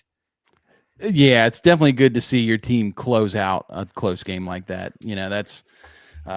That's never fun to lose those close games over and over. So let's talk about this game tonight. So Seamus, what are some players you're most excited to see perform tonight for the Raiders? So I already started with Max Crosby and Ashton Genty, kind of the star power there. But really excited to see what Geno Smith follows up with. Franchise record for a debut with a 360 something yards. Great start. That's actually my, looking back and analyzing the offseason for the Raiders, the bringing over Geno Smith and Pete Carroll, I think was such a key for them. I think too many times when you bring in either a new coach or a new quarterback, there's that awkwardness between whoever's existing already. So to bring in kind of a tandem, I think sets them up for more success than when you bring in a new coach and he's not happy with who's already there. And then you kind of got to work through that. So I think bringing over guys that, proven they've been successful together, obviously not on the grandest stage, but, Geno Smith is a serviceable quarterback and Pete Carroll can get the most out of him. So for sure. Real excited to see Geno Smith and really excited to see what that Raiders defensive front does. Just because Crosby is so good on the pressure that they don't even really have to blitz. They can get there with 4 and just let everybody sit back and really make Herbert have to work for it and not just, have open guys. So definitely excited for that front, the front 4 for the Raiders. And then just the Brock Bowers. I mean, if he's looking like he's going to play. What a dog. If he's out there, those 2 tight end sets that they run, just make it just difficult for the defense. So I think if Brock Bowers goes, that'll make a huge difference for them. But yeah, lots of good guys, lots of star power on a team that really nobody's really talking about expecting much. Especially in that division with the Chiefs, Chargers, and Broncos that everybody is higher on. I think that the Raiders, can they're maybe not ready to take that next step, but definitely good enough to play spoiler and ruin some seasons. That's exactly how I feel. We talked about it preseason. You just look at the players on that team, and I'm a big Geno Smith guy. Like I love Geno, and I talked about this that his numbers last year, although he wasn't like one of the top like 15 quarterbacks, maybe numbers wise. His like peripheral numbers were so good. It was like elite quarterback status. And, you know, he's 34, so he's older, but like he's just got this mindset of like, I'm just going to sling it. And you don't see that a lot anymore. You see a lot more conservative guys. And so I love that with Brock Bowers, with Jacoby Myers, with Ashton Genty, you know, a lot of good players on this team. I'm actually going to swing it over to Caleb, and I'm going to put you on the spot, bud, because we had an absentee tonight. So I'm going to ask you, who are your favorite players or players you're excited to see perform tonight for the Chargers, or tomorrow night? Sorry. Yeah, the graveyard game, the 10 o'clock Yeah. game. I'm gonna try to Yeah, stay maybe up, not the but players you're excited to see, but you'll it's see gonna on be tough. Tuesday morning. Tuesday morning, yeah. I love the Chargers. It hurt my soul a little bit when Trey was beaten up on the Chargers, which I mean, like he naturally has to, you know, as a Broncos guy.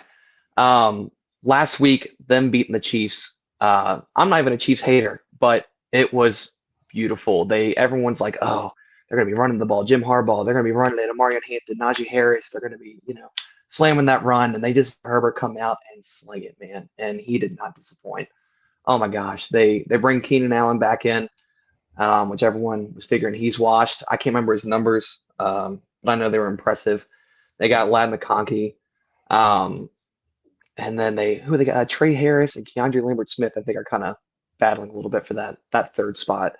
But I'm a little torn. I really would love to see them to get Hampton going as one of my favorite rookies. But then it's like, man, Herbert was slinging it and looking so good last week. It's like, why stop him? You know, why not just let him go out there to just throw it? He's, in my opinion, like a top 5 QB in the league. Debatable, I know, but I think when he's put in a good position to throw the ball and his receivers are there, I think he can really put up impressive numbers. So I'm maybe it's boring, but maybe just a good balance. I say keep working in Amarion, keep feeding him. Let him wear out that front line, wear out Max Crosby. Sorry, that's the kicker. And then that'll open it up downfield for Lad, Keenan, Trey, Keandre, whoever it may be. Quentin, that's who I'm forgetting. Yeah, good old QJ having his third year breakout. Third year breakout, baby. Here we go. I always knew it. I've been calling it since the beginning. Don't call it a comeback. That's right. He did. I mean, Quentin's athletic, man. And like you were saying, everyone was painting him to be like a big jump ball, physical receiver, but he doesn't play like that. He wants the ball underneath. He wants room to run. You know, he wants to make plays with his legs, which is fine. You know, give him the opportunity to shine in that way. Totally. Let Amarion just wear out that offensive front. That way Herbert can come in behind him and just throw it downfield, man. And I think they could just really tear up that defense. Yeah. All right. So we're going to go kind of quick here because we are getting close to the Sunday night game, and we will still have to go over some of these 4:00 games. But let's hit our keys to victory. So what are the keys for your team to win and your final score prediction? We'll start with Seamus. Yeah, I think really kind of touched on a lot of it so far, but really for the Raiders, it's the star players being star players. Not the deepest team in the league by any means, but really, you know, they have stars at all the big positions. So those guys showing up will 100% be huge. And Geno Smith really following up what he did last week. I don't put him in the star category for sure. But if he can, you know, limit mistakes, be smart, stick to the game plan, keep taking those risks downfield though. I mean, they had, you know, they were just dropping bombs on the Patriots all week last week. And as I wrote on FanFeed Network, that was not a fluke. I think that that's going to be their identity. I think that, you know, pushing the ball downfield, pushing the envelope, taking risks is what's going to be key for them, because they're not that deep and they're going to be in games, but they're going to need to take risks to kind of carry it over and seal off those wins. And then lastly, like I said before, just getting pressure on Herbert and doing it without blitzing to keep some guys back, to keep them from, you know, pushing the ball too far downfield. Yeah. Yep. So what's your final score prediction of this game? I might be a little biased just because I was, I was in deep with the Raiders, and I was feeling like I was black and silver all week. So I ended up writing in the article on FanFeed Network that I think that it's going to be late. It's going to be close all the way through. You're going to have to stay up real late to see a walk-off field goal. So I have the Raiders 26-23 in Love Vegas. Love it. Love it. Mm. All right, Caleb. Keys to victory. Final score prediction. Let's hear it. I think I kind of already touched on, offensively what they can do, but on the other side of the ball, on defense, I think Brock Bowers, like you said, is still questionable. We don't know if he's going to play, and if he does, how limited he'll be. But it's simple, but taking away the playmakers. Jacoby Myers is no one to take lightly. He's a very solid receiver. So get your pressure to Geno, take out Brock, take out Jacoby, force Geno to throw the guys he doesn't trust as much. And I think they can slow him down a good amount. And then score projection. I hate doing this for conference games, man. You just never know what you're going to get. Yeah, it's true. Giants and Cowboys, point being. Right. I'm gonna keep it simple. I think it's gonna be a nail biter. We're gonna go 27-24 Chargers. I think it's gonna come down to the wire. Okay. And I might stay up for the game though. I really would like to see what happens. Yeah, we'll see if I can do it. I'm an old man now. I don't know if I'm gonna. I don't have the strength. You can That'll do be it. that 3 a.m. bathroom break. You check your phone and see what happens. Yeah. That's right. That's right. Yeah. Baby wakes up crying in the middle of the night. It's like, oh, what happened? Yeah. I know what I must do, but I don't have the It's strength still going to do happen it. whether you watch or not. So that's what I've right. told myself. Absolutely. I'll call it the Tuesday morning game. Yeah. So yeah, keys to victory, and I agree with both of you guys on this. I think Chargers need to get Omarion Hampton, the ball more. They need to build up the run game, and they also need to do that without sacrificing letting Herbert, control the game. I think that this is the year for the Chargers to kind of hand over the reins fully to Justin Herbert. I think he's proven that he's good. He's proven that he can do it, and we saw that last week against the Chiefs, where Herbert just took that game and controlled it. For the Raiders, it, like Jameis said, it's get the ball to your stars. I think the big one for me is Ashton Genty. You can't just keep forcing them to run right up the middle into a stacked line. You have to get him into space, and that was his. When he was in space in Boise State, you saw miracles happen. Like the dude literally walked on. He was so good. So I think they need to pass the ball to him more.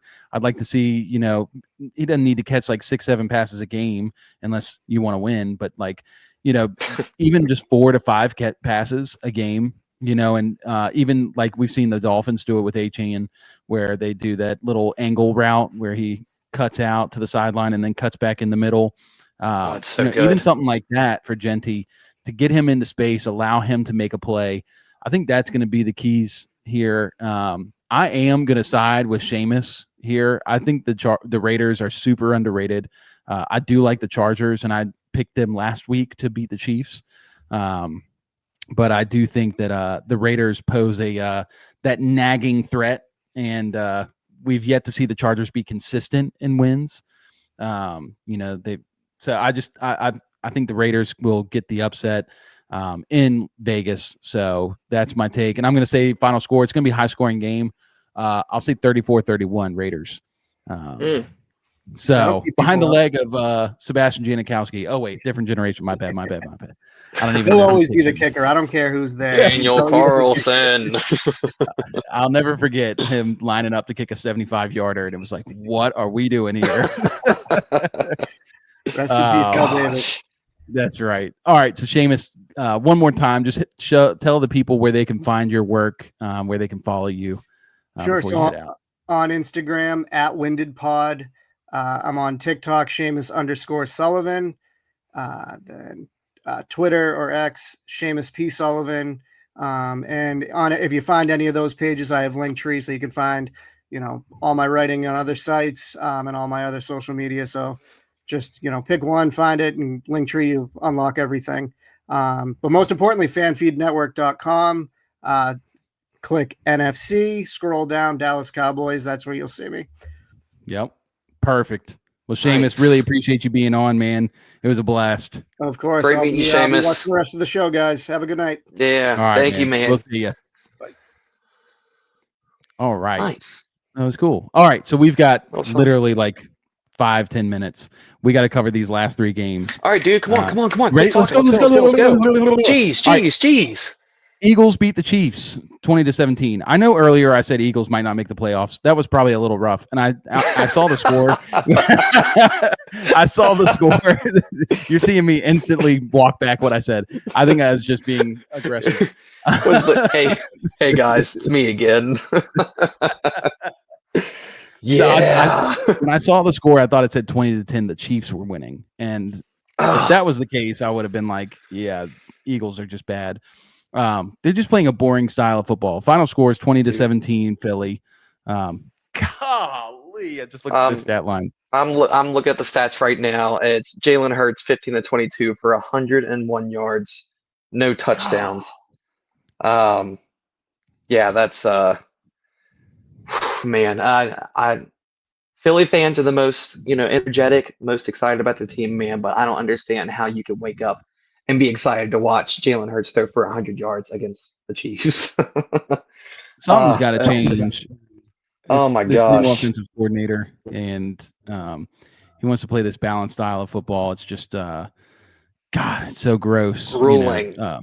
Devonta Smith, AJ Brown, both under 55 yards receiving. Yeah. AJ Brown had an average catch of 5.4 yards. 5 catches for 27 yards on 8 targets. Just abysmal. Just so bad. I mean, Saquon got 22 carries for 88 yards and a touchdown. They were the most targeted on the team, though, so that's a little bit better than last week. I can take that. It wasn't Jahan Dotson and Dallas Goedert. Oof. We had to have a Dallas Goedert injury to bring us to this point. So, oh my gosh. Looking at the Chiefs side, we knew the Chiefs were going to be floundering in this one. Eagles have a great defense. Chiefs without their top 2 receivers and Worthy and Rashee Rice. And really, I mean, Travis Kelce's old. Hollywood Brown had 5 catches for 30 yards. It's just a boring, low-scoring game. This is easily like the most boring game probably of the slate. Gross. So Mahomes did use his legs quite often, 7 carries for 66 yards and 1 touchdown. He was the team's leading top rusher on the team. Yeah, we'll take that. So really not much to talk about there. We'll talk about the Panthers Cardinals. As we were talking about, the Panthers recovered an onside kick, but apparently could not do anything with it, which is pretty unfortunate. Bummer. What do you see here, Caves? Ooh. Bryce Young, 35 of 55, 55 pass attempts for Bryce. It's better stats than last week, but I mean, when you're throwing it that much, I'd hope you'd have better stats. Not much on the ground. Chuba Hubbard, 10 for 38. But Tep McMillan, 6 catches, a beautiful 100 yards, no touchdowns. Yep. But Tep McMillan is breaking out sooner than we anticipated, so that's beautiful. 10 targets. Love to see it. Yeah, that's awesome. And the Cardinals, man. I really enjoy the Cardinals as a team, but I'm getting irritated that we keep seeing the same exact thing year over year over year. The same play calls, the same outcomes, dude. Like, what are we doing? Trey McBride's still a dog, though. Yeah, I mean, I don't even feel like giving this attention. And I'll just say this because Marvin Harrison Jr. was one of my favorite rookies last year. I've talked about it before. Obviously just didn't have that great of a season. It was decent, like 800 yards and I think 8 touchdowns, which is good for a typical rookie, but he was like supposed to be one of the best rookies like ever. And for sure, a lot of people were saying, well, he's going to bounce back this year. I mean, we just saw JSN do it. The reason JSN bounced back is they had a huge coaching change over there in Seattle.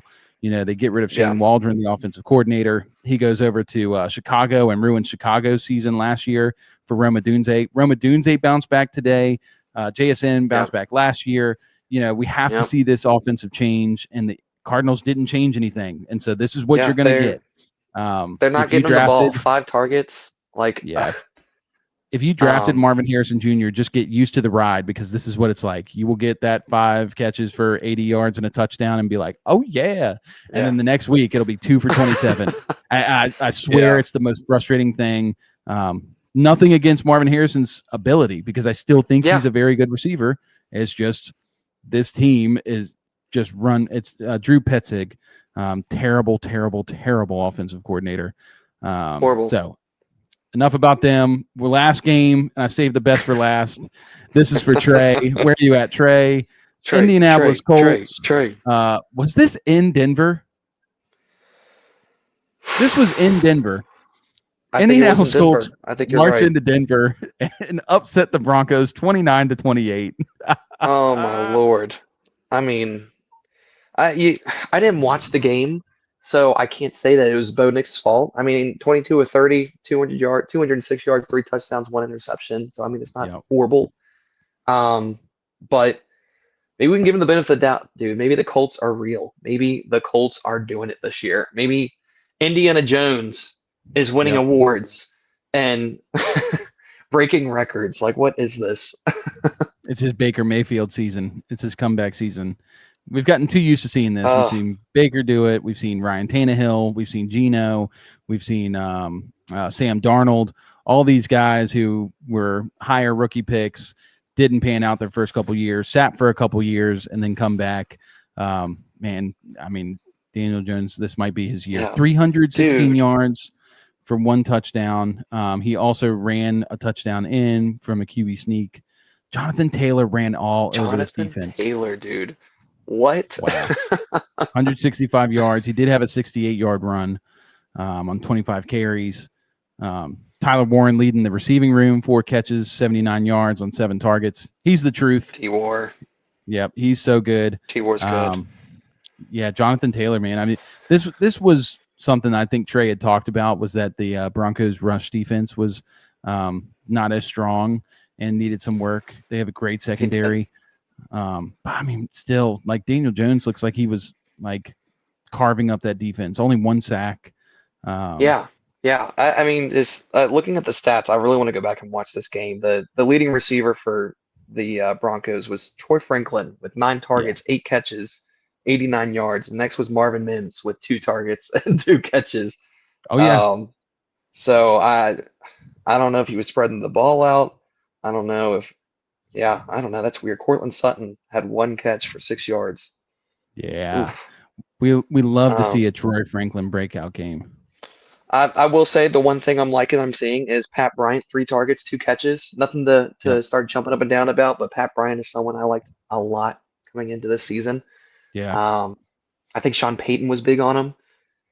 So it's good to see they're getting him involved now. And a weirdly mid-crowded receiver room. However you want to paint it. But yeah, I'm here for the Pat Bryant uptake. Yep. Yeah. After last week being a no-show, big goose egg. And I think last thing I'll say is just, what are we doing with RJ Harvey? I don't know. 5 carries for 8 yards, 1 catch for 16 yards. This offense just has a lot to figure out right now. Absolutely. It's not to say it was Bo Nix's fault, so it might not be Bo Nix slump season. But Broncos definitely in a tough place right now. But yeah, that is all the games for now. It is 8:18 p.m. Sunday night game is about to start. So Caves, let's sign off. Appreciate you being on here. We do have one more comment before we leave from Gabrielle TT. She's shouting you out. That's weird. I don't even know who that is. Sorry, never heard of you. You know, can I block commenters? Shout out, Gabby. Thank you for having me, man. This was a lot of fun. This has been great. I don't have any socials to give you guys. I am above social media, so can't help you. I'm playing. Maybe in the future I might start working towards some social. Yeah, my Gmail, my Google account is here. You want to run with me in Warzone? Play some college football 25. We'll hop into a dynasty. That would be sick to have a fantasy, or not a fantasy, but a bunch of people from FanFeed join a Madden league. Yeah, college football That'd be league. so But fun. I'm atrocious and I want to be good. So yeah, let's do that. That'd be so fun. there's Big Dad. Shout out Big Dad. Go Peyton. Out that meat or cut that meat. Big Dad, Peyton congratulations Manning. on the win this week in the Goofy League. Yeah, I we know did, you're feeling ecstatic. he's a fantasy guru, I tell you. Jared Goff. He Who would have knew. thought Jared Goof was the guy that Big Dad would go for? Yeah, Big he Dad says, still "Love got it, y'all." man. I should have Appreciate it, asked him Big Dad. questions. All right. So we're get ready to sign off. Once again, follow us, Fan Feed Network. We're live Sunday, Tuesday, and Thursday nights, right around 6:30. Tuesday nights a little later. Tuesday nights our fantasy show. But yeah, if you are not already subscribed, please subscribe. Go follow us on all socials at Fan Feed Network. Go check out the website. AFC, NFC, all 32 teams, lots of articles and fantasy stuff up there on the site as well. For me and for Caleb, we're signing off. We appreciate you guys. Y'all have a great night and enjoy these last couple games. See you next time. Peace.